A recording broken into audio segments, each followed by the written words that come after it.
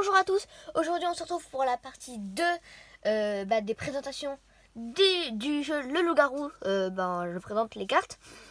Donc franchement, moi j'aime bien les vidéos comme ça. Après je sais pas vous, dites-le moi, likez, enfin voilà.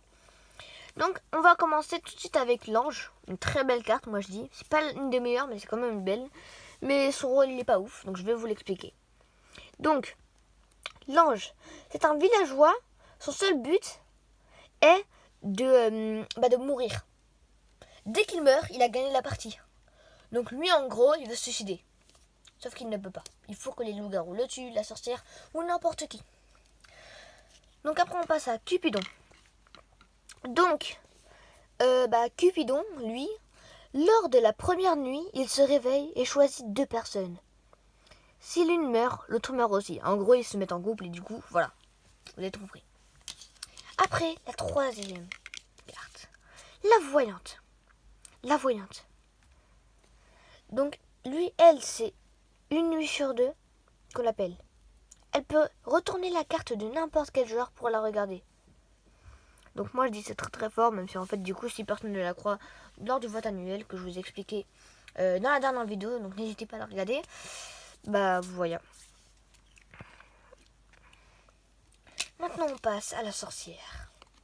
Franchement, le dessin, je l'adore. Je sais pas vous, moi je dis qu'il est très bien fait, voilà. Je préfère la mettre le jaune en haut, je sais pas vous. Voilà. Donc, la sorcière. Chaque nuit, le meneur lui dit là où les personnes mortes cette nuit. Enfin, de la même nuit, tu vois. Elle peut la ressusciter, la tuer ou ne rien faire. Sauf qu'elle ne peut utiliser ses pouvoirs qu'une seule fois par pouvoir. Je sais pas pourquoi j'ai fait cette voix. Voilà. La petite fille. La petite fille très mystérieuse. Pendant que les loups-garous se réveillent, elle peut ouvrir discrètement les yeux pour les espionner. Elle peut donc voter pour eux. Sauf que si personne ne veut l'écouter, franchement, elle sert à rien. En plus, les loups-garous te crament, t'es mort. Maintenant, le chasseur. J'adore le pistolet là qui tire.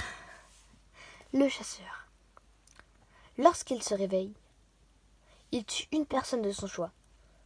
Et son but, c'est de tuer les loups-garous, bien sûr, parce que c'est une sorte de villageois. Sauf que s'il tue une personne du village, il peut faire gagner les loups-garous.